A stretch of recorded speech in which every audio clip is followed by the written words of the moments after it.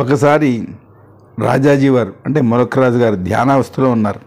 అప్పుడు ప్రభువుని అడిగారు, ప్రభు, ఒక చోట ఉంటూ అనేక చోట్ల దర్శనం ఇవ్వడం, ఒకేసారి అనేక స్థానాల్లో కనబడడం ఎలా సాధ్యమవుతుంది?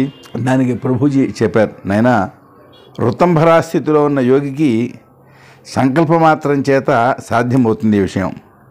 దీన్ని అస్మితానుగత స్థితి అంటారు. ఎవరి చిత్తమైనట్లయితే బ్రహ్మాకారాకారితం అవుతుందో అక్కడ అత్యంత నిర్మలమైన స్థితి ఉంటుంది. అటువంటి యోగికి ఇది సాధ్యమవుతుంది. నీవు కూడా సంకల్పమాత్రం చేతి ఇలా చేయగలవు అన్నారు. అప్పుడు రాజాజీ సంకల్పించగానే వారి చిత్తంలో ఎన్నో చిత్తాలు, అనేక స్వరూపాలు బయలుదేరాయి. సంకల్పానుసారంగా ఒక శరీరం లాహోర్ వెళుతోంది, ఇంకో శరీరం ఋషికేశం వెళుతోంది, ఇంకో శరీరం వారణాసి వెళుతోంది. ఇలాగ అనేక శరీరాల్లో అనేక చోట్లకు వెళుతూ వారు కనపడ్డారు. అలా కొంతసేపు అనేక శరీరాలతో విహరించి మళ్ళీ తన ప్రధాన శరీరంలో ఆ శరీరాలు విలీనమైపోయాయి. ఒకసారి ప్రభుజీ హరిద్వార్ కుంభమేళాకు వెళ్ళారు. వారితో పాటు రాజాజీ మొదలైన వారిని కూడా తీసుకెళ్లారు. అక్కడ చాలామంది సత్పురుషులు గంగా స్నానం చేస్తున్నారు. జనసంచారం చాలా ఎక్కువగా ఉంది. రాజాజీ ధ్యానంలో ఉన్నారు. వారు ప్రభువుని, ప్రభు, ఈ వచ్చిన వారిలో ఎవరెవరు ఎంత మహాత్ములో ఎలా తెలుస్తుంది ప్రశ్నించారు. ప్రభుజీ ధ్యానంలోనే చెప్పారు, ఎవరెవరికి ఎంతెంత ఉపాసనా బలం, సాధనా బలం ఉంటుందో వారి చుట్టూ అంతంత తేజోమండలం ఉంటుంది. ఈ వచ్చిన మహానుభావుల యొక్క సూక్ష్మ శరీరాలపై దృష్టి సారించి చూడు అన్నారు. రాజాజీ యొక్క యోగ దృష్టి మహాత్ములపై ప్రసరించారు. అందులో కొంతమందికి తేజస్సు ఉంది, కొన్ని యోజనాల దూరం వరకు వ్యాపించింది. నలుగురు తేజోమండలం మొత్తం దేశమంతా వ్యాపించింది.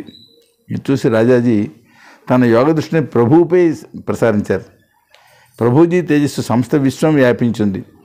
సమస్త విశ్వానికి తేజస్సు కలుగజేస్తోంది. పరమాత్మ తేజస్సే సకల విశ్వం యొక్క తేజస్సు యొక్క ఉనికికి కారణం. వెంటనే రాజాజీ పక్కనే ఉన్న ప్రభువులు, రాజాజీకి పక్కనే ఉన్నారు ప్రభువులు, వారు రాజాజీ వీపు తట్టారు. నువ్వు మా దగ్గరే సిద్ధపురుషులను గుర్తించే ఉపాయం అడిగావు, తిరిగి మా శక్తినే తెలుసుకోవాలని ప్రయత్నిస్తున్నావా అన్నారు.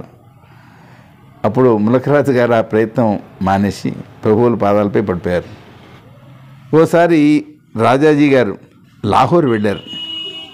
అక్కడ తురియ స్థితిలోనే ఎక్కడికో పెడుతున్నారు. తురియ స్థితి అంటే 4వ స్థితి అని అర్థం.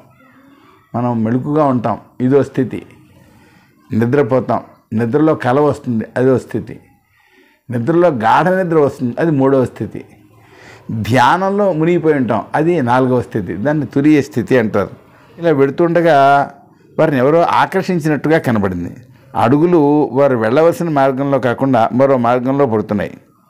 ఆయన ఆ దారిలో వెళ్ళారు. ఓ సిద్ధ మహాత్మ దగ్గర ఆగిపోయారు.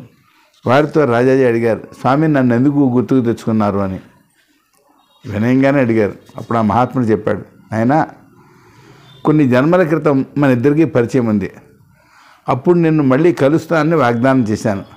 ఆ వాక్యం మిగిలి ఉన్నందువలన నిన్ను ఆకర్షించాను. నీవు పరిపూర్ణ సద్గురు యొక్క శరణలో ఉన్నావు. ఆ మహాపురుషుడు కొంతకాలం నీ చేత జన్మాంతర సంస్కారాలను అనుభవింపజేస్తారు అని ఆశీర్వదించారు. రాజాజీకి ఆ సిద్ధ మహాత్మ్యంతో తన గత జన్మ సంబంధం గుర్తుకొచ్చింది. వారికి వినయపూర్వకంగా నమస్కారం చేసి అక్కడి నుంచి వెళ్ళిపోయారు. చూసారా ఎలాంటి విచిత్ర సన్నివేశాలు ఉన్నాయో. స్వస్తి.